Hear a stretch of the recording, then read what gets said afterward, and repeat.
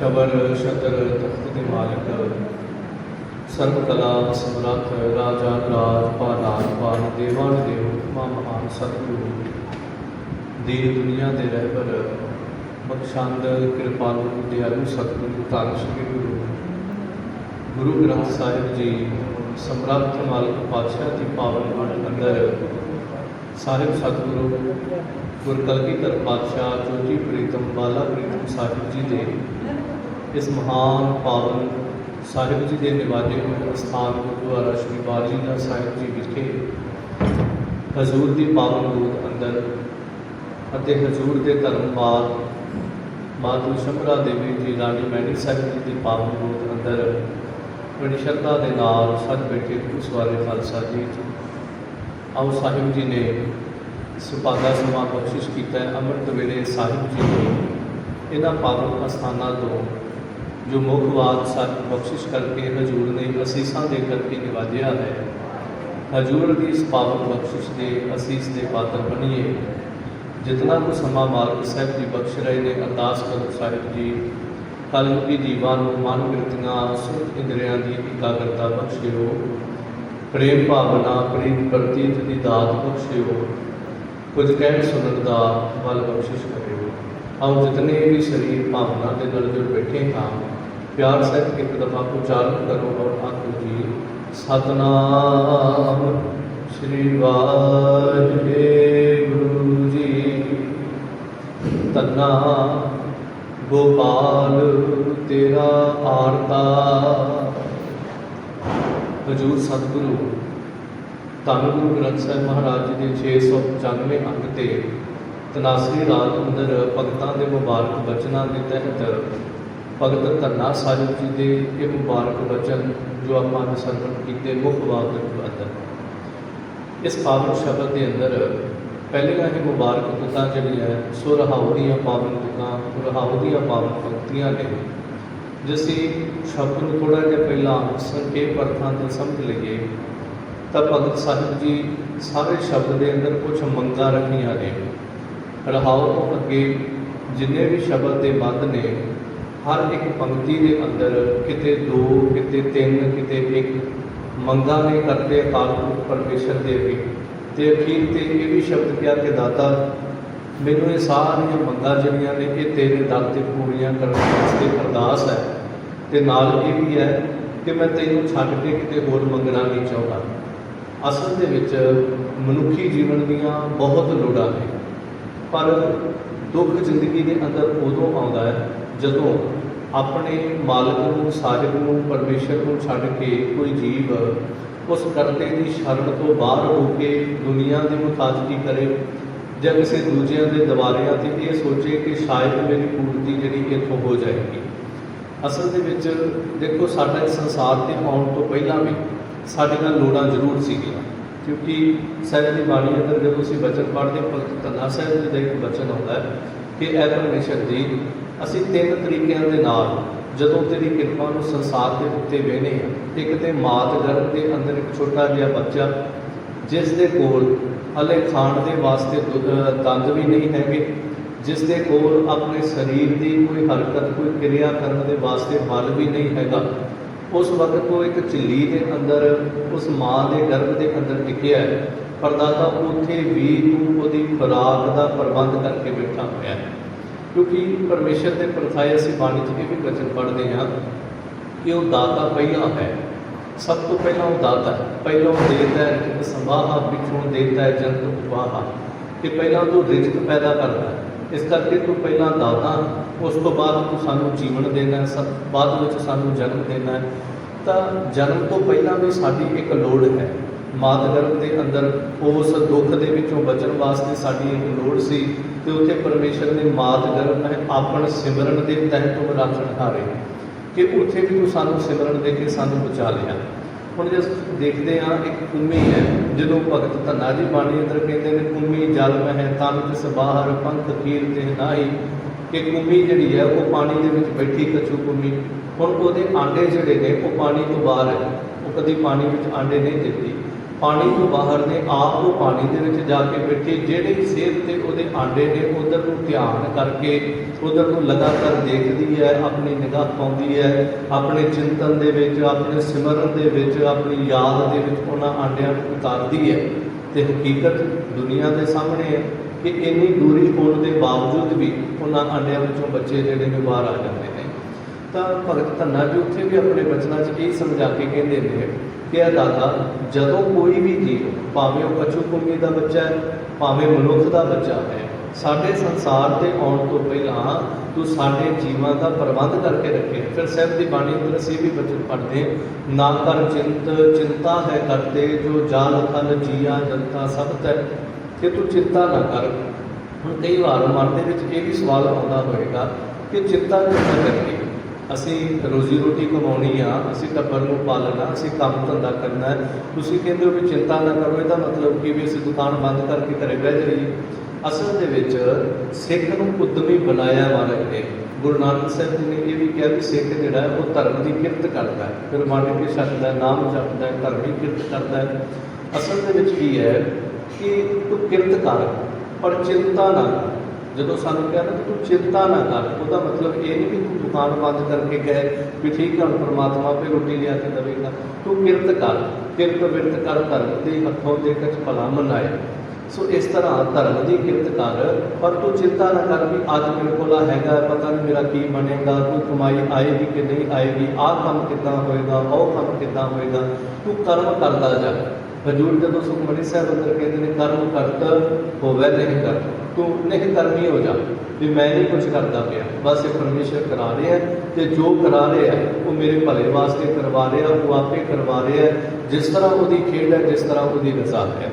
तो तू चिंता तो बाहर हो, क्योंकि उस समुद्र में बैठे हुए जोड़े जीव ने, जिन्होंने फिर बाणी अंदर साहब जी कहते हैं उस समुद्र के ना कोई हट चलती, ना कोई उत्थे दुकान चलती, ना कोई लेवा ना दे, ना कोई किसी नाल सौदा व्यवहार करता है भी तुसीं साडे तो लै लो, असीं तुहानूं आह चीज़ दे देंगे। सारे शब्द अंदर अखीर पातशाह जी ने उत्थे गल समझा के ये कहा कि देखो जियां का आहार जीव खाना इहो करे कि समुद्र के विच भी परमेश्वर ने एक विध बनाई भी एक जीव दूजे को, दूजा जीव तीजे को बना रहा है। भाव यह है कि वह जिथे भी सृष्टि के अंदर भावें वह पत्थर में बैठा हुआ कीड़ा है तो उन्होंने भी भोजन दे रहा, उन्होंने भी सांभ संभाल कर रहा है। तो भगत धन्ना जी अज ये कहते हैं दादा मेरिया कुछ लोड़ां ने, तो वो लोड़ां की पूर्ति करने वास्ते मैं तेरे दर ते हाँ, ताकि मैं किसी का मुथाज ना होवां। शब्द ही प्रारंभ है गोपाल तेरा आरता, एक आरता शब्द है, एक आरती शब्द आप पढ़ते पानी अंदर, एक है आरत शब्द।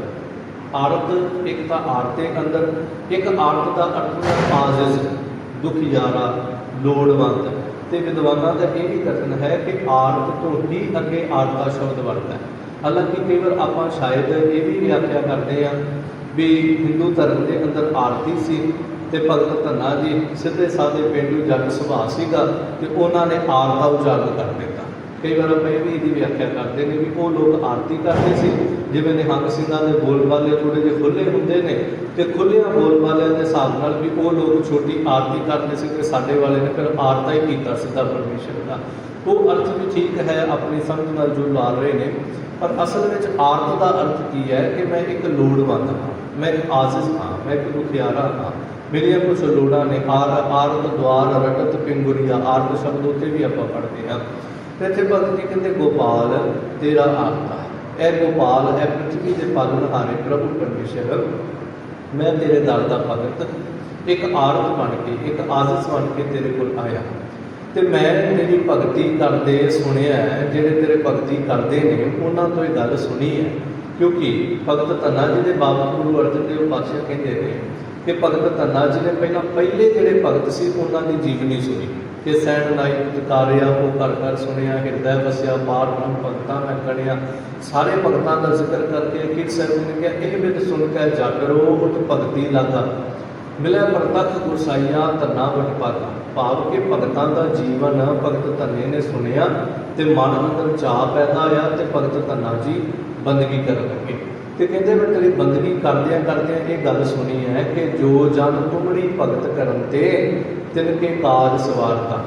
कि ਜਿਹੜੇ भी तेरे भगती करते हैं तू उन्होंने कारज ਜਿਹੜੇ ਨੇ ਉਹ ਸਵਾਰਦਾ है। तो ये बिल्कुल सच है। परमेश्वर भी कह रहे कि हाँ भगत जी ये कोई शक नहीं है।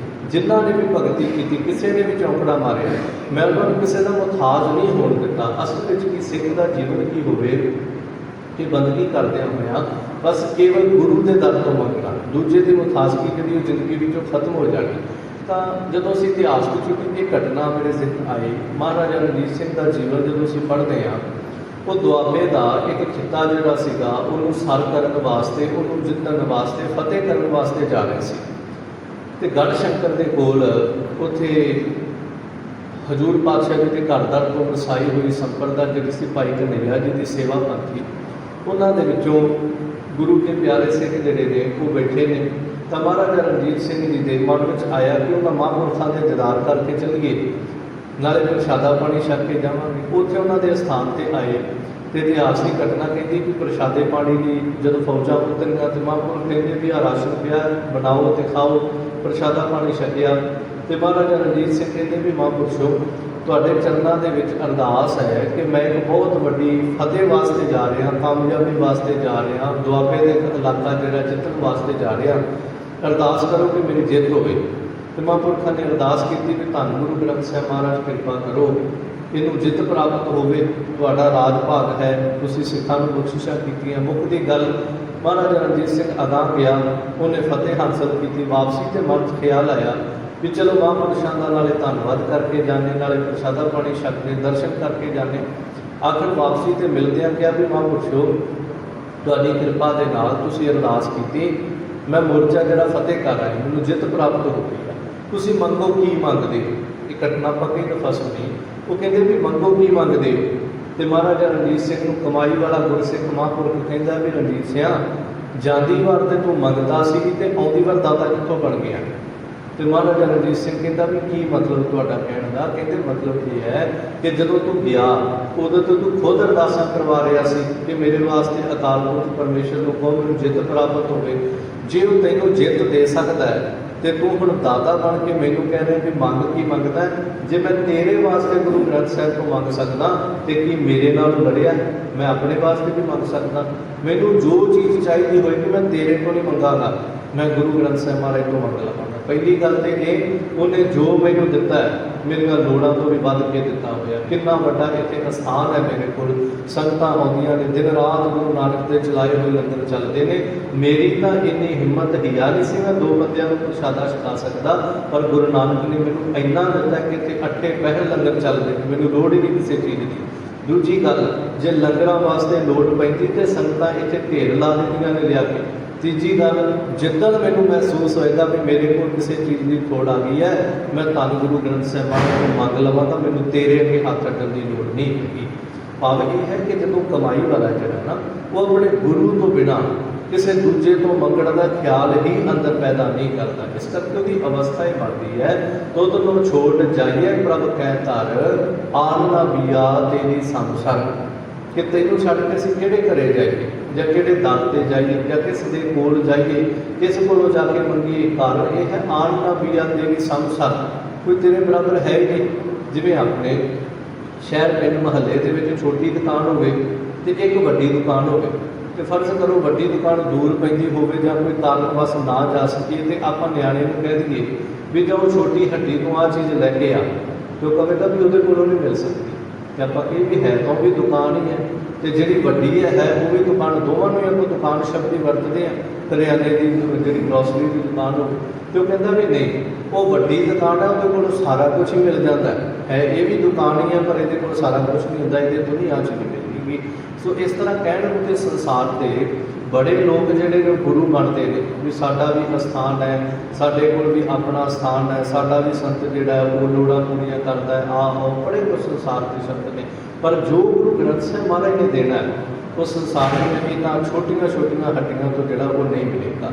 गुरु का सिख जिहड़ा है वो किसी का मुथाज नहीं होता। इसे भी गुरु अर्जन देव पातशाह जी ने जो असीं महाराज जी के अखीरले पावन श्लोक पढ़ते भोगते समय ते उत्थे पातशाह जी कहते हैं बल होआ बंधन छुटे बल हुआ बंधन परे कछु ना होत उपाय नानक सब कुछ तुमरे हाथ में तुम ही होत सहाय। ते अगे महाराज जी ने कहा भी ए दाता जी मैनू किसी के उत्ते कोई आस लाने की लोड़ नहीं, आखिर तुम ही होत सहाय। मैं सारे पासों तो आसा खत्म की ने, मैनू पता जिथे तू मेरी मदद कर देनी उत्थे किसी होर ने नहीं करनी। महाराज ने गुरु अर्जन देव पातशाह ने सानू ये सिखाया, जिस दिन सुलही खत चढ़ के आता है तो गुरु अर्जन देव पातशाह कहते हैं भी ठीक है सारिਆਂ की आपो अपनी सलाह है, प्रथमे मता च पत्री चलाऊं, द्वितीय मता दो मानुष पहुँचाऊं, तृतीय मता कुछ करो उपाया, पर मैं सब कुछ छोड़ प्रभु तू ही ते आया। कि मैनू किसी चीज़ के आसरे की लोड़ नहीं भी मैं कोई पत्री भेजा, मैं कोई मनुख भेजा, मैं वो कोई सलाह मशवरा करा। आखिर असी अकाल पुरख परमेश्वर के भरोसे के उत्ते बैठे हाँ, तो यह भी सच है। इन्ना को भरोसा पक्का हो गया कि सुलही थां चढ़ के आता पाया, पर राह दे ऐसी खेड वरतती पई कि सुलही होए मुआ नापाक, वो नापाक मौत जी वो मर गया। इन्होंने सारे शब्दों को जो असीं बाणी चों देखते हैं तो उसका भाव अर्थ केवल तो केवल यही है कि यह जीव तो जिंदगी के अंदर जो भी अपनी अरदास रखनी है, चाहे इन कह ला जो भी तेरी जिंदगी का लक्ष्य है, जो भी तेरी जिंदगी दी लोड़ां ने, वो केवल करते अकाल पुरख परमेश्वर के अगे ही रखना कर, तो तू उस करते परमेश्वर तो बिना किसी दूजे के करदन का मुठान जोड़ा ना होना कर। जो जन उमरी भगत करन ते तिनके काल सवारता। ऐ मेरे साहिब जी, जेड़े जीव तेरी भगती करते हैं तो उन्होंने सारे कार्य जोड़े हैं वो आप सवारता है। किहड़े किहड़े कार्य ने? वैसे तो साढ़े जीवां के संसारी कार्य तकरीबन बहुतात होंदे ने, पर असल में साढ़े कुछ मुख कारण ने जिन्होंने हजूर की बाणी कहती जान तो आए सोई बिहाजो हर गुर ते मन हिसेरा, कि तू जिस काम वास्ते आया है तो माफ़ करियो साडा कुछ वखरा भी काम हो सकता है ना। असी कहिए भी असी तो केवल संसार के परिवार पुत्र धियां बच्चों की अपनी परवरिश करने वास्ते आए हैं, तो माफ़ करियो मेरे शब्द को, बच्चों की परवरिश तो पशु भी करते पे ने, अपने घर च पशु रखे ने, वो भी तो अपने बच्चों की परवरिश कर ही रहे हैं ना। पर साढ़े उत्ते पशुओं में वाधा की है? हजूर कहते हैं तू संसार से कुछ वखरा करने वास्ते आया, जान तो आए सोई बिहाजो हर गुर ते मन बसेरा, निज घर महल पावो सुख सहजे बहुर ना होए को फेरा। तू की करने वास्ते आया बंदे? बंदगी इख्तियार साहिब रोज तरह के प्यार। तू बंदगी करने वास्ते आया, तू संसार के जीवन सफला करने वास्ते आया, तू उस करते परमेश्वर को दिन राति आराधो प्यारे निमुख न कीजिए ढीला, तू दिन रात उस करते परमेश्वर का आराधन करने वास्ते आया। तो भगत जी कहते हैं ये मैनू पक्का पता है जेड़े भी तेरी भगती करते हैं तो उन्होंने कार्य जोड़े हैं सो सवारदा रहाओ ठहराओ दे के कृपा करते। दाता मेरिया कुछ लोड़ा ने क्योंकि ने दाल सीधा मांगो घीओ, मैनू दाल चाहिए है, उस तो बाद मैनू सीधा भाव मैनू आटा भी जोड़ा है वो चाहिए। वैसे कई ने सीधा का नमक भी अर्थ किया है, पर इतने दाल के नाल आटे की लोड़ होगी प्रशादा बनाने वास्ते। मांगो घीओ, दाता मैनू घ्यो भी चाहिए। हुण जे असीं देखिए एक पासे बाबा फरीद जी कहते हैं फरीदा रुखी सुखी खाए ठंडा पानी पियो, देख पराई चोपड़ी ना तरसाए जियो। एक भगत कह रहा है भी मैनू तो रुखी सुखी भी चलेगी। एक पासे बाणी का ये भी वचन असी पढ़ते हैं कि रुखो भोजन भूम सैन सखी प्रे सत सूख बिहात, कि रुखा भोजन होवे, परमेश्वर का चिंतन अंदर होवे, जमीन के उत्ते सोना मिल जाए, परमेश्वर की याद हृदय में टिकी होवे, इस तो बड़ा सुखी कोई नहीं। पर भगत जी कहते ना मैनू रुखी नहीं चाहिए, मैनू तो चौपड़ी हुई चाहिए है। कारण की है? देखो ये सारे शब्द अंदर जो असीं देखांगे ना बड़िया मंगा ने भगत जी दियां, वो मंगा की ने कि दाता ये ना होवे कि मैं बंदगी करता होवां ते मेरे अंदर फिक्र पिया होवे कि शाम को लियाउणा कित्थों। मेरी भावें लोड़ होवे ना होवे पर परिवार दीयां ते लोड़ां होणगीआं। कई बार की होंदा है भी परिवार का मुखी जिहड़ा है वो कई बार एक कपड़े दे विच साल साल कढ लैंदा है, तो कई बार घर के सियाणे बंदे जिहड़े वो कहंदे हुंदे आ वेखो मैं फलाणे दे विआह ते एक बार 2 सूट सवाए सी, इन्ने साल हो गए हले चली जाते हैं। हुण जे वेख्या जे भी ओहदियां ते कोई लोड़ां नहीं हैगियां, वो तो सवेरे शाम प्रशादा छकदा, 2 पैंट शर्टां रखियां ने, कच पा ली एक कल को पा ली, 2 कुर्ते पजामे रखे कच पाया एक कल को पाया, ओहदियां ते लोड़ां नहीं। पर जो पूछो भी तू सारा दिन हੱਡ तोड़ भी मेहनत कर रहे हैं, अठे पहल तू किस तरह मुशक्कत कर रहे हैं, कदे वो कहते परिवार दियां ते लोड़ां हैगियां। मैं तो नहीं पढ़ता पर मेरे बच्चों ने तो पढ़ना है ना, मेरे तो शौक नहीं हैं पर उन्होंने तो शौक पूरे करने ने, उन्होंने तो समाज की इस रफ्तार के इस दौड़ भज के शामिल करना है ना, वो तो ना पिछे रह जाए। सो इस तरह कुछ लोड़ां साडियां होंदियां ने पर साडे तो ज़्यादा लोड़ां जिहड़ियां वो साडे परिवार दीयां होंदियां ने, उन्हां दी पूर्ति वास्ते भी तां यतनशील रहना पैंदा। तो इस तरह गुरु के सिख नूं भगत जी इत्थे ये समझाते हैं कि तेरी जिंदगी की जिहड़ी लोड़ है, देखो जदों असी स्वतंत्र होवांगे, एक हुंदा स्वतंत्र एक हुंदा परतंत्र, जदों असी परतंत्र हो जावांगे ना उदों सानूं बंदगी करनी औखी हो जाएगी, बहुत औखी हो जाती है। जदों असी परतंत्र हाँ तो तकरीबन 90% समाज साडा जिहड़ा वो परतंत्र है। स्वतंत्र का अर्थ की है, जदों असी किसी के अधीन नहीं, साडी रोजी रोटी किसी के अधीन नहीं, सानू किसी के हत्थां वल वेखना ना पवे, उदों तुसीं निश्चित होकर बंदगी भी कर सकते हो, निश्चित होकर सच भी बोल सकते हो। देखो इतिहास की उदाहरण असीं अखां सामने वेखी है। हुण सूबा सरहंद की कचहरी के अंदर, वजीर खान की कचहरी के अंदर छोटे साहिबजादे खड़े ने, सारे लोग उत्थे खड़े हुए हैं। हुण सुच्चा नंद नूं जदों असीं वेखने आ, जिन्हों खालसे ने झूठा नंद किया, हुण पता तो उन्होंने भी सारा भी हकीकत की है, भी आखिर तो इन्हों का कोई दोष नहीं है, ये जो कुछ भी किया जा रहा है राजनीतिक तौर पर कह लो, या कोई किड़ कढ़न वास्ते, या अपना कोई मनशा गलत लैके जो भी है, सारा कुछ उन्होंने पता है भी सच की है झूठ की है। पर वो किरत जी है वो परतंत्र है, वो घर का गुजारा जोड़ा वो परतंत्र चलता पाया, वो वजीर खान के अधीन चल रहा है, वो तो तनख्वाह लैके घर के गुजारे चलते, सारा कुछ चलता है। चाहदिया होया भी शायद पता उन्होंने भी सारी सच्चाई का, पर वो नहीं बोलिया, यही कह रहा भी नहीं इन्होंने जमदियाँ सूलों के मूँह तिखे, कारण की परतंत्र है। दूजे पास असीं मलेरकोटली नवाब को देखते हैं, वह राज भाग जोड़ा वो स्वतंत्र है, उन्होंने किसी की मुखादगी नहीं भी जे मैं इतने इंज बोलांगा तो कल में मेरा दाना पानी बंद हो जाएगा, उन्होंने किसी की मुखादगी नहीं, वो बिल्कुल बेखौफ होकर सच बोलता पे भी नहीं तुसीं जो कर रहे हो ये बिल्कुल गलत कर रहे हो। तो बंदगी के रस्ते में सब तो वड्डी रुकावट कई बार ये हो जाती है, सारिਆਂ ਦੇ नहीं होंगी पर बहुतिਆਂ की जिंदगी में रुकावट होती जदों परतंत्र जीवन आ जाता है। तो इतने भगत जी कहते मैं परतंत्र नहीं होना चाहता, मैं स्वतंत्र होना चाहता, ताकि बंदगी करदे होए एक छोटी जी लोड़ जी है वो भी मेरे मन को उचार ना कर सके भी मेरी आह लोड़ नहीं पूरी होती पई, मैनू आह चीज़ की लोड़ है तो मैं बाणी पढ़ता पाया पर मेरे आह काम कौन करेगा, मैं तो सिमरन च बह गया पर आह काम कौन करेगा। सो इस तरह मैनू स्वतंत्रता वाली एक जिंदगी दे जिथे मैं किसी का मुथाज ना रह सका। तो कहते मैनू दाल भी चाहिए, मैनू सीधा भी चाहिए, तो मांगो घिओ, मैं तेरे तो घिओ भी मंगदा हाँ, हमरा खुशी करे नित जियो। ये मंगण का मेरा कारण ये है, मेरा जी मेरा चित्त जोड़ा वो खुशी नाल तेरी बंदगी कर सके। ये तो नहीं भी एक पास मैं चौकड़ा मार के बैठा तो दूजे पास मैं फिक्र पिया हो कि कमा के कितों लैके आना। बहुत लोग ऐसे ने जिन्हों की जिंदगी के अंदर शायद परमेश्वर को दूर होने का कारण उन्होंने रोज़मर्रा जीवन के रुझेवे हो जाते हैं। ये मैं कहता भी वो परमेश्वर को किसी कारण करके जान के टुटते हैं, पर उन्होंने रुझेवे ही ऐसे हो जाते हैं। पर दूजी एक गल ये भी है जिस समाज अनुसार गल करिए ना, खैर पता नहीं तुम सहमत हो जाना, पर यह भी एक बड़ी बड़ी सच्चाई है जोड़ा गुरु के आश्रित है उसकी जिंदगी के अंदर भावें दुख है भावें सुख है, भावें सुखी खा रहा है भावें चोपड़ी खा रहा है, वो बंदगी नहीं छड़ेगा कभी।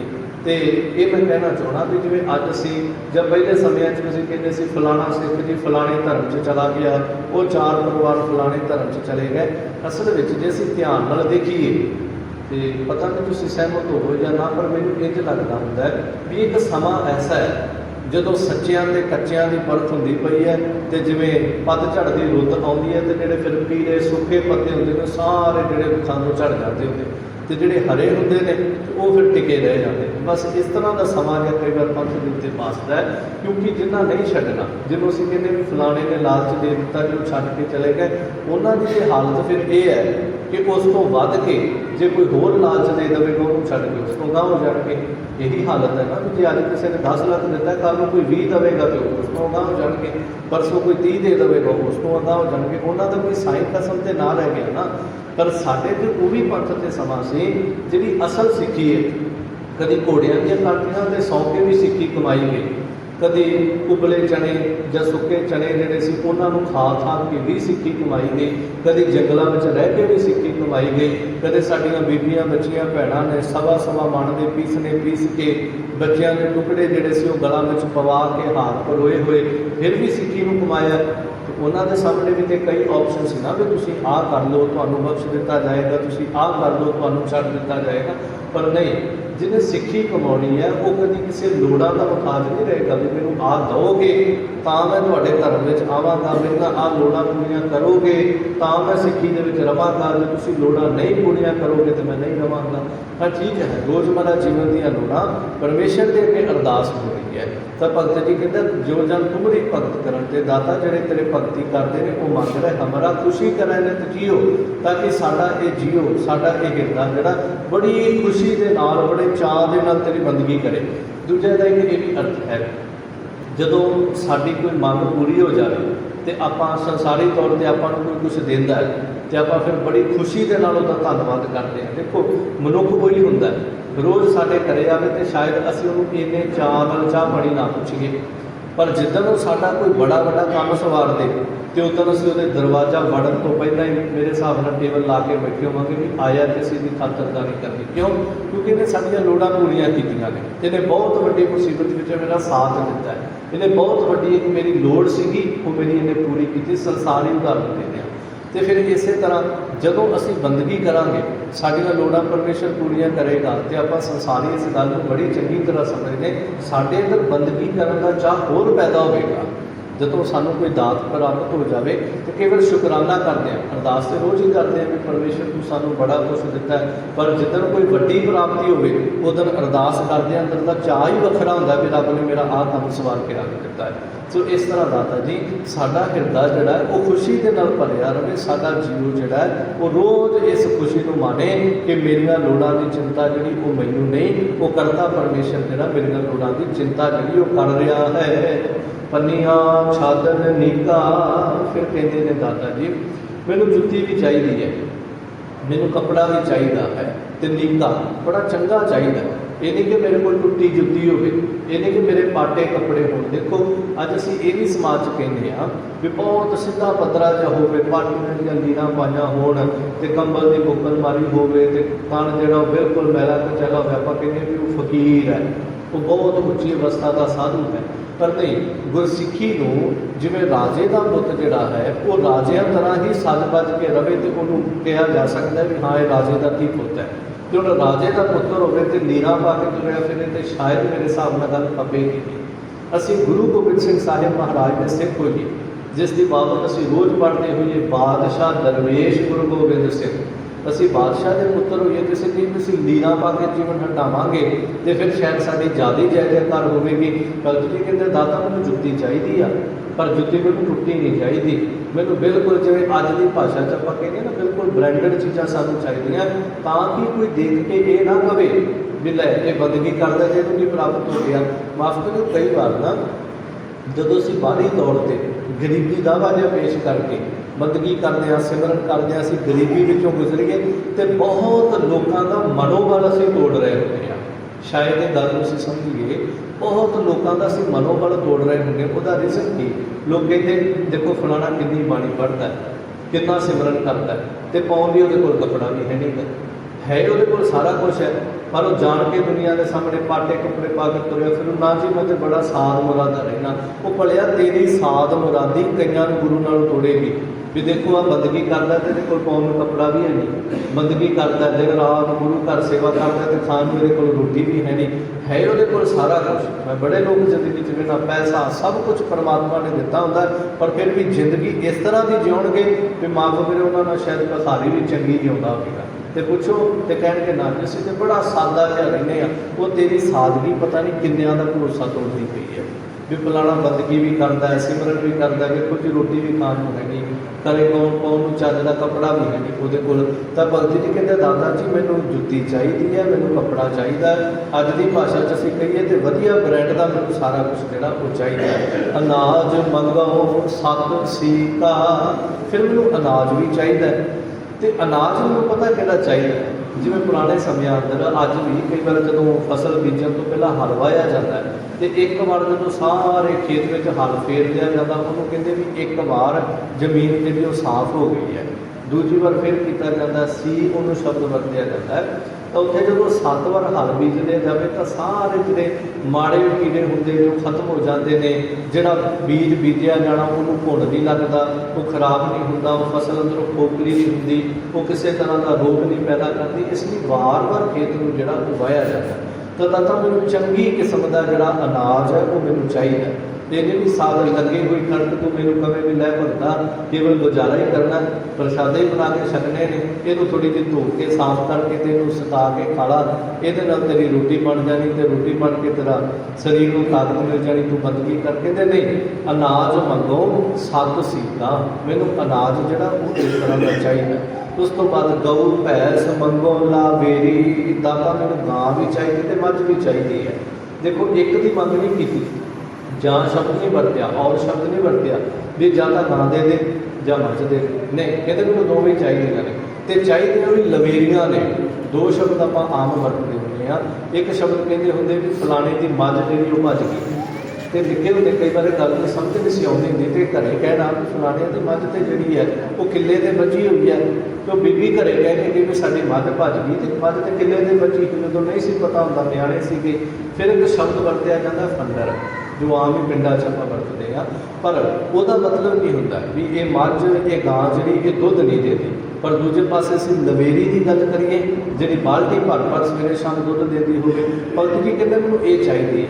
ਹੁਣ ਦੇਖੋ ਜਦੋਂ ਅਸੀਂ ਦੂਜਾ ਪੱਖ ਵੇਖਾਂਗੇ ਵੀ ਕਮਾਲ ਹੈ ਭਗਤ ਜੀ ਦੀ, ਇੱਕ ਪਾਸੇ ਘਰੇ ਰੋਟੀ ਨਹੀਂ ਹੈਗੀ ਤੇ ਦੂਜੇ ਪਾਸੇ ਕਹਿੰਦੇ ਵੀ ਮੈਨੂੰ ਮੱਝ ਵੀ ਚਾਹੀਦੀ ਤੇ ਮੈਨੂੰ ਗਾਂ ਵੀ ਚਾਹੀਦੀ ਹੈ। ਮੈਂ ਇਸ ਗੱਲ ਨੂੰ ਥੋੜ੍ਹਾ ਜਿਹਾ ਇਹ ਕਹਿ ਰਿਹਾ, ਜਿਵੇਂ ਇੱਕ ਬੰਦੇ ਦੇ ਘਰ ਵਿੱਚ 2 ਜੀ ਤੇ 2 ਜੀਆਂ ਨੇ ਸਵੇਰੇ ਸ਼ਾਮ 2-2 ਪ੍ਰਸ਼ਾਦੇ ਛਕਣੇ, ਉਹ ਪ੍ਰਸ਼ਾਦਿਆਂ ਦਾ ਪ੍ਰਬੰਧ ਕਰਨ ਨੂੰ ਕੋਈ ਥਾਂ ਨਹੀਂ ਲੱਭਦਾ ਪਿਆ ਵੀ ਕਿੱਥੋਂ ਕੀਤਾ ਜਾਵੇ। ਤੇ ਉਹ ਬੰਦਾ ਜੇ ਮੱਝ ਲੈ ਆਵੇ ਤੇ ਲੋਕੀ ਆਮ ਹੀ ਕਹਿ ਦਿੰਦੇ ਆ ਕਿ ਵੇਖੋ ਜੀ ਹੁਣ ਮੱਝ ਦੀ ਪੱਠੇ ਦਾਣੇ ਕਿੱਥੋਂ ਲੈ ਕੇ ਆਊਗਾ, ਆਪਦੇ ਤਾਂ 2 ਜੀ ਪਲਦੇ ਨਹੀਂ ਪਏ ਤੇ ਇਹਨਾਂ ਨੂੰ ਕਿੱਥੋਂ ਪਾਲ ਲਏਗਾ। ਹੁਣ ਇਹੀ ਗੱਲ ਸਾਡੇ ਸਾਹਮਣੇ ਹੈ ਕਿ ਭਗਤ ਕਬੀਰ ਜੀ ਕਹਿੰਦੇ ਮੈਨੂੰ ਗਾਂ ਵੀ ਚਾਹੀਦੀ, ਭਗਤ ਨੱਚ ਕੇ ਤੇ ਮੱਝ ਵੀ ਚਾਹੀਦੀ। ਇਹਦਾ ਇੱਕ ਕਾਰਨ ਹੈ, ਦੇਖੋ ਜਿਹੜਾ ਦੁੱਧ ਹੈ ਨਾ, ਜਿਹੜੀ ਚੰਗੀ ਸਿਆਣੀ ਸਵਾਣੀ ਹੈ ਨਾ, ਉਹ ਦੁੱਧ ਤੋਂ ਬੜਾ ਕੁਛ ਤਿਆਰ ਕਰ ਦਿੰਦੀ। ਅਚਾਨਕ ਘਰ ਦੇ ਵਿੱਚ ਪ੍ਰਾਹੁਣੇ ਆ ਗਏ, ਦੁੱਧ ਪਿਆ, ਉਹਨੇ ਦੁੱਧ ਨੂੰ ਫਟਾ ਕੇ ਪਨੀਰ ਵੀ ਬਣਾ ਦੇਣਾ, ਉਹਨੇ ਦੁੱਧ ਤੋਂ ਖੀਰ ਵੀ ਬਣਾ ਦੇਣੀ, ਉਹਨੇ ਦੁੱਧ 'ਚ ਸੇਵੀਆਂ ਪਾ ਕੇ ਸੇਵੀਆਂ ਵੀ ਬਣਾ ਦੇਣੀਆਂ, ਉਹਨੇ ਹੋਰ ਦੁੱਧ ਤੋਂ ਕਈ ਪਦਾਰਥ ਅੱਜ ਕੱਲ੍ਹ ਤੇ ਬਹੁਤ ਕੁਛ ਬਣ ਜਾਂਦਾ ਹੈ ਜਿਵੇਂ ਜਿਵੇਂ ਲੋਕਾਂ ਨੂੰ ਸਮਝ ਆਉਂਦੀ ਜਾਂਦੀ ਹੈ। ਸੋ ਉਹਨੇ ਦੁੱਧ ਤੋਂ ਮਿੰਟੋ ਮਿੰਟੀ ਕੁਛ ਨਾ ਕੁਛ ਬਣਾ ਕੇ ਜਿਹੜਾ ਉਹ ਪ੍ਰਾਹੁਣਿਆਂ ਦੇ ਸਾਹਮਣੇ ਲਿਆ ਕੇ ਰੱਖ ਦੇਣਾ, ਕੁਛ ਨਹੀਂ ਬਾਜ਼ਾਰੋਂ ਲਿਆਉਣ ਦੀ ਲੋੜ ਪੈਣੀ। ਇਸ ਲਈ ਦੁੱਧ ਜਿਹੜਾ ਨਾ ਖੁੱਲ੍ਹਾ ਘਰ ਦੇ ਵਿੱਚ ਹੋਣਾ ਬੜਾ ਜ਼ਰੂਰੀ। ਦੁੱਧ ਤੋਂ ਦਹੀਂ ਵੀ ਬਣ ਜਾਣਾ, ਦੁੱਧ ਤੋਂ ਲੱਸੀ ਵੀ ਬਣ ਜਾਣੀ, ਦੁੱਧ ਤੋਂ ਮੱਖਣ ਵੀ ਬਣ ਜਾਣਾ, ਦੁੱਧ ਤੋਂ ਘਿਓ ਵੀ ਬਣ ਜਾਣਾ, ਦੁੱਧ ਤੋਂ ਸਬਜ਼ੀਆਂ ਵੀ ਬਣ ਜਾਣੀਆਂ, ਤੜਕਿਆਂ ਦੇ ਵਿੱਚ ਵੀ ਪੈ ਜਾਣਾ, ਬੜਾ ਕੁਛ ਜਿਹੜਾ ਉਹ ਦੁੱਧ ਤੋਂ ਬਣ ਜਾਂਦਾ ਹੈ। ਇਸ ਕਰਕੇ ਪਰਮੇਸ਼ਰ ਜੀ ਸਭ ਤੋਂ ਵੱਡੀ ਲੋੜ ਮਨੁੱਖੀ ਜੀਵਨ ਦੇ ਵਿੱਚ ਅੱਜ ਦੁੱਧ ਵੀ ਹੈ। ਪਾਣੀ ਤੇ ਦੁੱਧ ਇਹ ਬਹੁਤ ਵੱਡੀ ਲੋੜ ਹੈ ਮਨੁੱਖੀ ਜੀਵਨ ਦੀ। ਭਾਵੇਂ ਭੋਜਨ ਵੀ ਅਸੀਂ ਕਹਿੰਦੇ ਹਾਂ, ਪਰ ਯਾਦ ਰੱਖਿਓ ਪਾਣੀ ਤੇ ਦੁੱਧ ਬਿਨਾਂ ਹਰ ਘਰ ਦੇ ਵਿੱਚ ਰੋਜੀ ਰੋਟੀ ਦਾ ਪ੍ਰਬੰਧ ਹੈ, ਪਰ ਹਰ ਬੰਦਾ ਕਹਿੰਦਾ ਵੀ ਦੁੱਧ ਤਾਂ ਲਵਾਉਣਾ ਹੀ ਪਵੇਗਾ। ਇੱਥੋਂ ਤੱਕ ਬੰਦਾ ਦੁਨੀਆ 'ਚ ਕਿਤੇ ਵੀ ਰਹਿੰਦਾ ਹੋਵੇ, ਜਿੱਥੇ ਉਹਨੂੰ ਰੋਟੀ ਜਿਵੇਂ ਕਈਆਂ ਨੇ ਬਾਹਰੋਂ ਲਵਾਈ ਹੁੰਦੀ, ਕੋਈ ਲੰਗਰ ਨੂੰ ਛਕ ਲੈਂਦਾ, ਉਹ ਵੀ ਬੰਦਾ ਕਿਤੇ ਰਹਿੰਦਾ ਹੋਵੇ ਤੇ ਆਖੇਗਾ ਦੁੱਧ ਲਵਾ ਲਈਏ 2 ਕਿਲੋ। ਇਹਦਾ ਮਤਲਬ ਦੁੱਧ ਜੀਵਨ ਦੀ ਬੜੀ ਵੱਡੀ ਇੱਕ ਲੋੜ ਹੈ। ਉਹਦੇ ਚਲੋ ਕਈ ਪੱਖ ਨੇ, ਆਪਾਂ ਉਸ ਵਿਸ਼ੇ 'ਚ ਨਹੀਂ ਜਾਣਾ।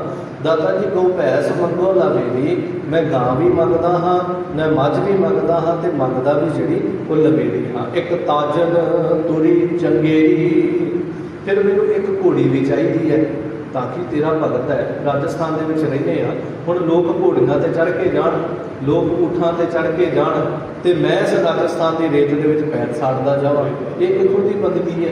ਨਹੀਂ, ਮੈਨੂੰ ਸਾਰਾ ਕੁਝ ਜਿਹੜਾ ਉਹ ਚਾਹੀਦਾ। ਦੇਖੋ ਜਿਵੇਂ ਭਗਤ ਨਾਮਦੇਵ ਜੀ ਨੇ ਪਰਮੇਸ਼ਰ ਦੇ ਸਾਹਮਣੇ ਬੜੇ ਖੁੱਲ੍ਹ ਕੇ ਕਿਹਾ ਸੀ, ਜਦੋਂ ਉਹ ਮੰਦਰ ਵਾਲੀ ਸਾਰੀ ਖੇਡ ਵਰਤਦੀ ਹੈ, ਭਗਤ ਨਾਮਦੇਵ ਜੀ ਕਹਿੰਦੇ ਦਾਤਾ ਦੇਖ, ਮੈਂ ਤੇਰੀ ਬੰਦਗੀ ਕਰਦਾ, ਮੈਂ ਮੰਦਰ ਵਿੱਚ ਦਰਸ਼ਨ ਕਰਨ ਆਇਆ, ਮੱਥਾ ਟੇਕਣ ਆਇਆ, ਤੈਨੂੰ ਮਿਲਣ ਆਇਆ, ਜੋ ਵੀ ਕਰਨੀ ਹੈ। ਇਹਨਾਂ ਲੋਕਾਂ ਨੇ ਇਹ ਪੰਡੀਆਂ ਮੁੱਪਰ ਤੇ ਕਹਿਤ ਹੈ, ਇਹਨਾਂ ਨੇ ਮੈਨੂੰ ਬਾਹਰ ਕੱਢ ਦਿੱਤਾ ਵੀ ਤੂੰ ਨੀਵੀਂ ਜਾਤ ਵਾਲਾ।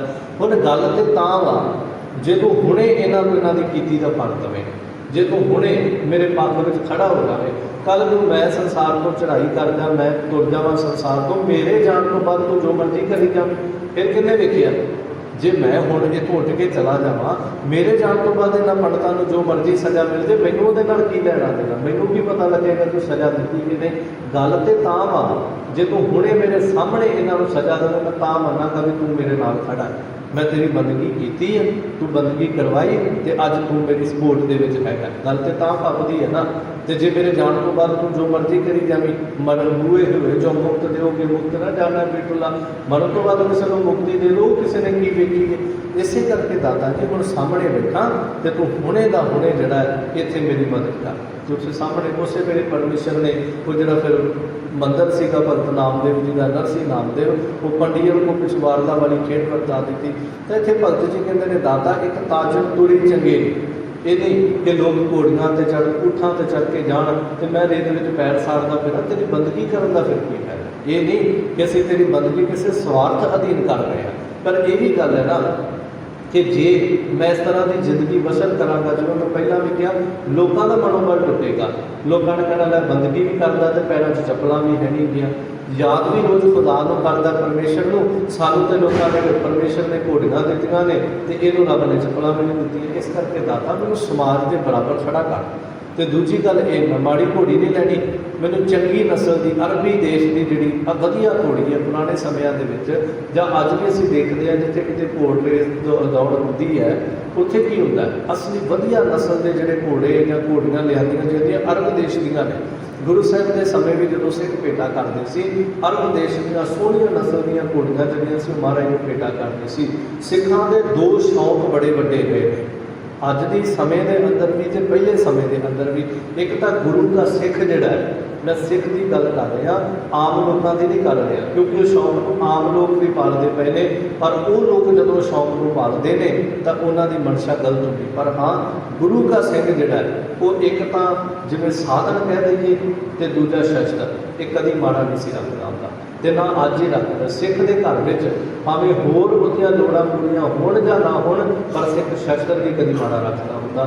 तो पहले समय अंदर सिख कभी घोड़ी नहीं सी माड़ी रखते, क्योंकि एकदम चलना पै गया, उधरों जंग का समा आ गया, उधरों दुश्मन चढ़ के आ गया तो घोड़ी तो रही ना, तो की करेंगे फिर, कितों जंगां दे विच जित प्राप्त कर लैणगे। जां अज दे समय कह लो माड़ी गड्डी होवे, राह दे विच खड़ी होवे, खराब हो जाए तो दाढ़ी नालों मुछां वड्डियां हो जांदियां, उन्ने दी चीज़ नहीं जिन्ने उत्ते पैसे लग जाते हैं। फिर इस करके सिख का शुरू तो ये सुभाव जिहड़ा हो रहा है। तो भगत जी भी कहते हैं दाता मैनूं ताजन तुरी चंगे, मैनूं चंगी नस्ल की घोड़ी जिहड़ी वो चाहिदी है। जिवें जिक्र किया, देखो अज भी बड़े बड़े ऐसे गुरसिख जो हजूर साहब कभी जाइए ना, उस धरती की वार वार सिफत मैं करता, क्योंकि उत्थे बड़ा कुछ है। सारिया धरतियां महाराज जी नवाजियां, पर उत्थे सिखां च खासियत कई बार दिसती थी। परसनली तौर पर मैं ऐसे ऐसे गुरसिखां को मिलिया जिन्हों के घर दे विच शायद प्रशादा मुश्किल नाल पकदा, पर जदों उन्होंने शस्त्रां के प्रति प्रीत वेखी दी है, 50-50, 60-60, 70-70 हज़ार दी किरपानां श्री साहिब उन्होंने पहनियां। कमाल की गल है, लखां के शस्त्र उत्थे पिछे जे जदों कोले भल्ले ते एक बहुत वड्डा जिहड़ा प्रशासन ने कार्रवाई की, उत्थे शायद आप जी को पता होवे जां ना, उत्थे सिखां दे घरां च छापेमारियां करके ना सिखां दे घरां चों शस्त्र फड़े गए। शायद आप जी ने, क्योंकि खबर मीडिया बहुत घट आईयां सी, जिहड़े सिंघां नूं गिरफ्तार किया गया, बहुत वड्डी विपता उदों उत्थे सिंघां दे उत्ते पई, उन्हां दे घरां च छापेमारियां होईयां। तो जदों छापेमारी की गई तो जिहड़े बिल्कुल गरीब झोंपड़ियां च रहण वाले सिख सी ना, प्रशासन की खुद अपनी जुबानी कोई भी गल है भी जिन्हां लोगों को असीं बिल्कुल एक समझते भी इन्हां कोल रोटी नहीं होनी, लखां लखां रुपया के शस्त्र उन्होंने घरों निकले। तो कमाल की गल, मैं खुद एक सिंह नूं वेखिया जिहदे घर में बहुत गरीबी, तो कहते भी 1.5 ਤੋਂ 2 ਲੱਖ के शस्त्र उहदे घर विचों निकले। इन्हां शस्त्रां दे नाल उत्थे प्यार, तो कहण दा भाव है कि सिंह दो चीज़ां नाल बड़ा प्यार करते, ना कभी शस्त्र माड़ा रखते ने, कभी साधन माड़ा रखते। तो भगत जी ये कहते एक ताजन तुरे चंगेरी, दादा मैनू ये सारा कुछ जिहड़ा सोहनी नस्ल की घोड़ी जिहड़ी वो चाहिए है। उस तो अगे एक वखरी मंग रखी, घर की ही हन चंगी दादा, मैनू जिहड़ी घर वाली जिहड़ी इस्त्री है, ਇਹਦਾ मतलब ये है कि शब्द उच्चारण तक भगत धन्ना साहिब जी हाले गृहस्थी ने, ये पंक्ति जी इस गल को शायद क्लीयर कर रही है। तो कहते मैनू घर वाली इस्त्री जी चंगी चाहिए है। हुण इसका मतलब ये नहीं कि इस्त्री माड़ी होंदी है, क्योंकि इतों बड़े अर्थ दुनिया कट जाती है। भगत जी का कहने का भाव यह है कि करता अकाल पुरख परमेश्वर जी, मैनू वो इस्त्री चाहिए ਜਿਹਦੇ ਨਾਲ ਮੇਰੇ ਮਨ ਦੇ ਵਿਚਾਰ ਜਿਹੜੇ ਏਕ ਜੋਤ ਦੋਏ ਮੂਰਤੀ ਧਨ ਪਿਰ ਕਹੀਏ ਸੋਏ ਵਾਲੀ ਖੇਡ ਵਰਤੇ। ਇਹ ਨਹੀਂ ਕਿ ਮੈਂ ਬੰਦਗੀ ਕਰਨੀ ਚਾਹਾਂ, ਜਿਵੇਂ ਭਗਤ ਕਬੀਰ ਜੀ ਆਪਣੇ ਜੀਵਨ ਨੂੰ ਖੁਦ ਲਿਖਦੇ ਨੇ, ਕਹਿੰਦੇ ਮੈਂ ਬੰਦਗੀ ਕਰਦਾ ਤੇ ਮੇਰੀ ਮਾਂ ਮੈਨੂੰ ਕਹਿੰਦੀ ਪਈ ਹੈ ਕਿ ਜਬ ਤੇ ਮਾਲਾ ਲਈ ਨੂੰ ਤੇ ਤਬ ਤੇ ਸੁੱਖ ਨਾ ਭਇਓ। ਵੀ ਜਦੋਂ ਦੀ ਇਹਨੇ ਮਾਲਾ ਫੜੀ ਹੋਈ ਹੈ ਮੇਰਾ ਟੱਬਰ ਹੀ ਮੇਰੇ ਤੋਂ ਦੁਖੀ ਹੋਇਆ ਪਿਆ ਸੀ ਵੀ ਨਾ ਇਹ ਕੋਈ ਕੰਮ ਕਰੇ ਨਾ ਕੁਛ ਹੋਰ ਖੱਟ ਕਮਾ ਕੇ ਲਿਆਵੇ, ਬਸ ਮਾਲਾ ਫੜੀ ਹੈ ਬੰਦਗੀ ਕਰੀ ਜਾਂਦਾ ਹੈ। ਇਹਦੇ ਆਉਣ ਦੇ ਨਾਲ ਇਹਦੀ ਬੰਦਗੀ ਕਰਨਾ ਸਾਨੂੰ ਬੜੇ ਦੁੱਖ ਨੇ। ਅਸਲ ਵਿੱਚ ਬਾਹਰੀ ਤੌਰ 'ਤੇ ਸਮਾਜ ਵੱਲੋਂ ਤੇ ਭਾਵੇਂ ਰੁਕਾਵਟਾਂ ਪੈਣ ਜਾਂ ਨਾ ਪੈਣ, ਪਰ ਬੰਦਗੀ ਕਰਦਿਆਂ, ਨਿਤਨੇਮ ਕਰਦਿਆਂ, ਸਿਮਰਨ ਕਰਦਿਆਂ ਪਰਿਵਾਰ ਵੱਲੋਂ ਵੀ ਸਭ ਤੋਂ ਵੱਡੀਆਂ ਰੁਕਾਵਟਾਂ ਪੈਂਦੀਆਂ ਨੇ। ਤੇ ਮੈਂ ਅੱਗੇ ਵੀ ਕਈ ਦਫਾ ਜ਼ਿਕਰ ਕੀਤਾ ਹੈ, ਬਹੁਤ ਲੋਕ ਐਸੇ ਨੇ, ਬੜੇ ਪਰਿਵਾਰ ਐਸੇ ਨੇ ਜਿੱਥੇ ਜਾਂ ਤੇ ਘਰ ਦਾ ਮੁਖੀ ਬੰਦਗੀ ਕਰਨੀ ਚਾਹੁੰਦਾ ਹੈ, ਇਸਤਰੀ ਨਹੀਂ ਕਰਨ ਦੇ ਰਹੀ, ਬੱਚੇ ਨਹੀਂ ਕਰਨ ਦੇ ਰਹੇ, ਉਹ ਗੁਟਕਾ ਸਾਹਿਬ ਪੜ੍ਹ ਕੇ ਬੈਠੇਗਾ, ਉਹਨੇ ਕੰਮ ਚੇਤੇ ਕਰਾ ਦੇਣਾ। ਤੇ ਕਈ ਵਾਰ ਐਸਾ ਹੁੰਦਾ ਹੈ ਵੀ ਬੀਬੀਆਂ ਜਿਹੜੀਆਂ ਨੇ ਉਹ ਬਾਣੀ ਪੜ੍ਹਨੀਆਂ ਚਾਹੁੰਦੀਆਂ ਨੇ, ਬੰਦੇ ਨਹੀਂ ਉਹਨਾਂ ਦਾ ਸਾਥ ਦਿੰਦੇ ਪਏ। ਸਿੱਧੀ ਜਿਹੀ ਗੱਲ ਹੈ, ਉਹ ਬੀਬੀ ਕਹੇ ਕਿ ਮੈਂ ਨਿਤਨੇਮ ਕਰਨਾ, ਉਹ ਕਹੇਗਾ ਪਹਿਲਾਂ ਮੇਰੇ ਲਈ ਚਾਹ ਬਣਾ ਕੇ ਲਿਆ, ਬਾਅਦ 'ਚ ਨਿਤਨੇਮ ਬਾਅਦ ਦੀਆਂ ਗੱਲਾਂ ਨੇ। ਮੈਂ ਉੱਠਿਆ, ਤੂੰ ਗੁਟਕਾ ਸਾਹਿਬ ਹੁਣੇ ਰੱਖ, ਪਹਿਲਾਂ ਮੈਨੂੰ ਚਾਹ ਦਾ ਗਲਾਸ ਦੇ, ਤੇਰੇ ਨਿਤਨੇਮ ਨਾਲ ਮੈਨੂੰ ਕੋਈ ਮਤਲਬ ਨਹੀਂ। ਪਰ ਇਹ ਵੀ ਹੋ ਸਕਦਾ ਹੈ ਕਿ ਤੂੰ ਆਪ ਚਾਹ ਬਣਾ ਲਓ, ਬੀਬੀ ਬਾਣੀ ਪੜ੍ਹਦੀ ਪਈ, ਉਹਨੂੰ ਨਿਤਨੇਮ ਕਰ ਲੈਂਦੇ। ਬਸ ਇੱਕ ਵਾਰ ਜਦੋਂ ਬੰਦਾ ਉੱਠ ਗਿਆ ਨਾ, ਇਹ ਸਾਡਾ ਤੁਹਾਡਾ ਸਾਰਿਆਂ ਦਾ ਤਜਰਬਾ ਹੈ, ਜਦੋਂ ਇੱਕ ਵਾਰ ਤੁਸੀਂ ਉੱਠ ਗਏ ਨਾ, ਬਾਅਦ ਵਿੱਚ ਬਹਿਣ ਨੂੰ ਛੇਤੀ ਜੀ ਨਹੀਂ ਕਰਦਾ। ਇਹ ਸੱਚਾਈ ਹੈ, ਬਿਲਕੁਲ ਰਿਐਲਿਟੀ ਹੈ। ਜਿਹਨੂੰ ਤੁਸੀਂ ਇੱਕ ਵਾਰ ਉਠਾਤਾ, ਬਸ ਚਾਹ ਤੋਂ ਬਾਅਦ ਫਿਰ ਉਹਨੇ ਭਾਂਡੇ ਮਾਂਜਣੇ ਸ਼ੁਰੂ ਹੋ ਜਾਣੇ ਨੇ, ਉਦੋਂ ਬਾਅਦ ਦੂਜੇ ਨੇ ਚਾਹ ਮੰਗ ਲੈਣੀ, ਉਹਦਾ ਨਿਤਨੇਮ ਗਿਆ। ਤਾਂ ਕਹਿੰਦੇ ਨੇ ਮੈਨੂੰ ਇਸ ਤਰ੍ਹਾਂ ਦੀ ਇਸਤਰੀ ਚਾਹੀਦੀ ਹੈ ਜਿਹੜੀ ਮੇਰਾ ਵੀ ਸਾਥ ਦੇਵੇ ਤੇ ਮੈਂ ਉਹਦਾ ਸਾਥ ਦੇਵਾਂ। ਸਾਡੇ ਵਿਚਾਰ ਜਿਹੜੇ ਨੇ ਇੱਕ ਹੋਣ, ਸਾਡਾ ਦੋਵਾਂ ਦਾ ਲਕਸ਼ ਜਿਹੜਾ ਇੱਕ ਹੋਵੇ ਬੰਦਗੀ ਵਾਲਾ, ਸਾਡਾ ਮਾਰਗ ਜਿਹੜਾ ਇੱਕ ਹੋਵੇ। ਮੈਨੂੰ ਇਸ ਤਰ੍ਹਾਂ ਦੀ ਸ਼ੁਭ ਗੁਣਾਂ ਵਾਲੀ, ਜਿਹਨੂੰ ਹਜ਼ੂਰ ਬਾਣੀ ਅੰਦਰ ਭਗਤ ਸਾਹਿਬਾਨ ਜੀ ਕਹਿੰਦੇ ਨੇ, ਨਿਵਣ ਸੋ ਅੱਖਰ ਖਵਣ ਗੁਣ ਜਿਹਵਾ ਬਣੀਆਂ ਮਦਤ, ਇਹ ਤ੍ਰੈ ਭੈਣੇ ਵੇਸ ਕਰ ਤਾਂ ਬਸ ਆਵੀ ਕੰਤ। ਕਿ ਥੋੜ੍ਹੇ ਨਿਮਰਤਾ ਵਾਲੇ, ਇਹ ਥੋੜ੍ਹੇ ਖਿਮਾ ਵਾਲੇ, ਇਹ ਜਿਹੜੀਆਂ ਸ਼ਰਮ ਹਿਆ ਵਾਲੇ ਸ੍ਰੇਸ਼ਟ ਗੁਣ ਜਿਹੜੇ ਉਹਦੇ ਅੰਦਰ ਹੋਣ। ਤਾਂ ਇਹ ਤਿੰਨ ਵੇਸ ਜਿਹੜੇ ਉੱਥੇ ਭਗਤ ਸਾਹਿਬ ਜੀ ਕਹਿੰਦੇ, ਇਹ ਤ੍ਰੈ ਭੈਣੇ ਵੇਸ ਕਰ ਤਾਂ ਬਸ ਆਵੀ ਕੰਤ। ਇਹ ਸ਼ੁਭ ਗੁਣ ਉਹਦੇ ਅੰਦਰ ਹੁਣ, ਘਰ ਕੀ ਗੀਹਣ ਚੰਗੀ। ਮੈਨੂੰ ਇਸ ਤਰ੍ਹਾਂ ਦੀ ਇਸਤਰੀ ਜਿਹੜੀ, ਕਿਉਂਕਿ ਗ੍ਰਸਤੀ ਜੀਵਨ ਤਾਂ ਦੇਖੋ 10 ਗੁਰੂ ਸਾਹਿਬਾਨਾਂ ਜੀ ਦੇ ਵਿੱਚੋਂ ਜੈਸੇ ਸਤਿਗੁਰੂ ਗੁਰੂ ਹਰਕ੍ਰਿਸ਼ਨ ਮਹਾਰਾਜ ਦੇ ਜੀਵਨ ਨੂੰ ਪਾਸੇ ਕਰਕੇ ਬਾਕੀ 9 ਗੁਰੂ ਸਾਹਿਬਾਨ ਜੀ ਦਾ ਜੀਵਨ ਦੇਖਦੇ ਆ, ਤੇ ਸਾਰੇ ਦੇ ਸਾਰੇ ਗੁਰੂ ਸਾਹਿਬਾਨ ਹੀ ਗ੍ਰਸਤੀ ਨੇ, ਤੇ ਮਹਾਰਾਜ ਨੇ ਗ੍ਰਸਤ ਨੂੰ ਪ੍ਰਧਾਨਤਾ ਵੀ ਦਿੱਤੀ ਗੁਰੂ ਨਾਨਕ ਸਾਹਿਬ ਜੀ ਨੇ। ਸੋ ਇਸ ਲਈ ਭਗਤ ਸਾਹਿਬ ਜੀ ਵੀ ਇਹ ਕਹਿੰਦੇ ਨੇ, ਦਾਤਾ ਸੰਸਾਰਕ ਲੋੜਾਂ ਦੀ ਪੂਰਤੀ ਵਾਸਤੇ ਤੇ ਘਰ-ਬਾਰ ਨੂੰ, ਹੁਣ ਮੈਂ ਦਾਲ ਸੀਧਾ ਸਾਰਾ ਕੁਛ ਤੇਰੇ ਤੋਂ ਮੰਗ ਰਿਹਾ, ਪਰ ਪ੍ਰਸ਼ਾਦਾ ਬਣਾਉਣਾ ਕਿੰਨੇ ਆ? ਜੇ ਮੈਨੂੰ ਹੁਣ ਇਹ ਫਿਕਰ ਪਿਆ ਹੋਵੇਗਾ ਵੀ ਮੈਂ ਰੋਟੀ ਬਣਾਉਣੀ ਸਵੇਰ ਦੀ ਬਣਾ ਲਈ, ਹੁਣ ਸ਼ਾਮ ਦਾ ਫਿਕਰ ਪੈ ਗਿਆ, ਮੈਂ ਬੰਦਗੀ ਕਿੱਥੋਂ ਕਰ ਲਵਾਂਗਾ? ਇਸ ਕਰਕੇ ਇਹ ਸਾਰਾ ਕੁਝ ਸੰਭਾਲਣ ਵਾਲੇ ਦੀ ਵੀ ਲੋੜ ਹੈ। ਤੇ ਦੂਜਾ ਮੈਂ ਇੱਕ ਇਹ ਵੀ ਸ਼ਬਦ ਕਈ ਵਾਰ ਕਹਿੰਦਾ ਹੁੰਦਾ, ਦੇਖੋ ਇੱਕ ਪ੍ਰਕਿਰਤਿਕ ਦੀ ਪਤਾ ਨਹੀਂ ਕੀ ਪਰਮੇਸ਼ਰ ਦੀ ਇਹ ਖੇਡ ਹੈ। ਇੱਕ ਕਮਰੇ ਦੇ ਵਿੱਚ ਜਿਵੇਂ ਕਈ ਵਾਰ ਆਪਾਂ ਘਰਾਂ ਤੋਂ ਬਾਹਰ ਰਹਿੰਦੇ, ਅਸੀਂ ਵੀ ਰਹਿੰਦੇ ਹਾਂ, ਹੋਰ ਬੜੇ ਲੋਕ ਰਹਿੰਦੇ ਹੁੰਦੇ ਨੇ, ਉਹੀ ਰਸੋਈ ਹੁੰਦੀ ਹੈ, ਉਹਦੇ 'ਚ ਤੁਸੀਂ ਸਾਰੀ ਦੁਨੀਆ ਦਾ ਸਮਾਨ ਲਿਆ ਕੇ ਰੱਖ ਲਓ ਜੋ ਵੀ ਚਾਹੀਦਾ। ਪਰ ਦਾਨਿਆਂ ਦਾ ਕਥਨ ਹੈ ਵੀ ਇੱਕ ਰਸੋਈ ਦੀ ਕਿਚਨ ਦੀ ਸ਼ੋਭਾ ਜਿਹੜੀ ਔਰਤ ਨਾਲ ਬਣਦੀ ਹੈ ਨਾ, ਉਹ ਪੁਰਸ਼ ਨਹੀਂ ਬਣਾ ਸਕਦਾ। ਇਹ ਬਿਲਕੁਲ ਸੱਚਾਈ ਹੈ, ਇਹਦੇ 'ਤੇ ਮੁਕਰਿਆ ਨਹੀਂ ਜਾ ਸਕਦਾ।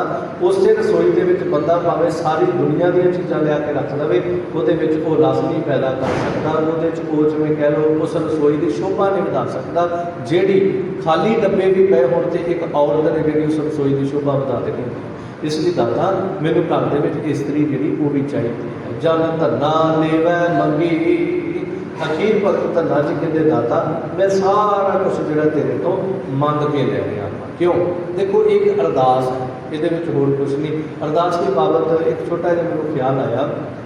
ਭਾਈ ਰਣਜੀਤ ਸਿੰਘ ਜੀ ਨੇ ਅਰਦਾਸ ਸ਼ਕਤੀ ਦੇ ਵਿੱਚ ਇੱਕ ਜ਼ਿਕਰ ਕੀਤਾ। ਉਹਨਾਂ ਨੂੰ ਕਿਸੇ ਨੇ ਪੁੱਛਿਆ ਵੀ ਅਰਦਾਸ ਕੀ ਹੈ, ਤੇ ਉਹਨਾਂ ਬੜਾ ਸੋਹਣਾ ਇੱਕ ਜ਼ਿਕਰ ਕੀਤਾ। ਕਹਿੰਦੇ ਜਿਵੇਂ ਇੱਕ ਸਮੁੰਦਰ ਹੋਵੇ ਤੇ ਸਮੁੰਦਰ ਤੋਂ ਥੋੜ੍ਹੀ ਜਿਹੀ ਦੂਰੀ 'ਤੇ ਇੱਕ ਸਰੋਵਰ ਬਣਿਆ ਹੋਵੇ, ਤੇ ਉਸ ਸਰੋਵਰ ਤੇ ਸਮੁੰਦਰ ਦਾ ਜਿਹੜਾ ਕਨੈਕਸ਼ਨ ਹੈ, ਉਹ ਜਿਵੇਂ ਆਪਾਂ ਛੋਟੀ ਜਿਹੀ ਖਾਲ ਪੁੱਟ ਦੇਈਏ ਇੱਦਾਂ ਪਾਣੀ ਜਾਣ ਵਾਸਤੇ, ਉਹ ਛੋਟੀ ਜਿਹੀ ਖਾਲ ਪੁੱਟੀ ਹੋਵੇ ਤੇ ਉਹਦੇ 'ਚੋਂ ਸਮੁੰਦਰ 'ਚੋਂ ਸਰੋਵਰ ਵਿੱਚ ਪਾਣੀ ਆਉਂਦਾ ਰਹਿੰਦਾ, ਤੇ ਉਹਨਾਂ ਦੋਵਾਂ ਦਾ ਆਪਸ ਵਿੱਚ ਸਾਂਝ ਬਣੀ ਰਹਿੰਦੀ ਹੈ। ਤੇ ਸਮੁੰਦਰ ਦਾ ਪਾਣੀ ਰੋਜ਼ ਇੱਧਰ ਆਉਂਦਾ ਹੈ, ਨਾਲ ਦੀ ਨਾਲ ਉਹ ਪਾਣੀ ਜਿਹੜਾ ਆਪਸ ਵਿੱਚ ਬਦਲਦਾ ਵੀ ਰਹਿੰਦਾ, ਟਕਰਾਉਂਦਾ ਵੀ ਰਹਿੰਦਾ। ਇਸ ਤਰ੍ਹਾਂ ਉਹਨਾਂ ਦਾ ਪਰਿਵਰਤਨ ਜਿਹੜਾ ਉਹ ਚੱਲਦਾ ਰਹਿੰਦਾ। ਸਰੋਵਰ ਦੇ ਪਾਣੀ ਵਿੱਚ ਸੜਾਂਦ ਵੀ ਨਹੀਂ ਆਉਂਦੀ, ਨਾ ਸਰੋਵਰ ਦਾ ਪਾਣੀ ਸੁੱਕਦਾ ਹੀ ਹੈ, ਉਹ ਹਰਿਆ ਭਰਿਆ ਵੀ ਰਹਿੰਦਾ, ਬਿਲਕੁਲ ਸਵੱਛਤਾ ਵੀ ਉਹਦੇ ਅੰਦਰ ਰਹਿੰਦੀ।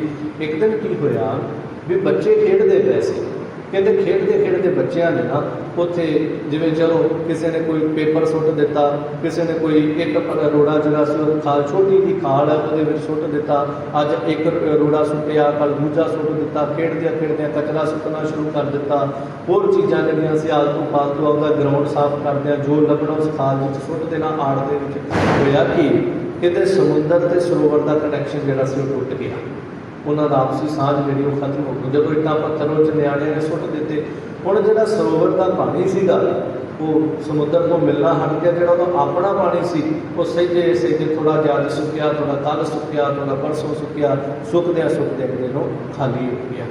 वो कहते भी इस तरह सिख ते गुरु का संबंध है। सिख है सरोवर वातर ते गुरु परमेश्वर है समुंदर वातर। अरदास जिहड़ी है वो इन्हां दोवां दे विच उस आड़ की तरह है जिहड़ी समुंदर ते सरोवर को जोड़ के बैठी है।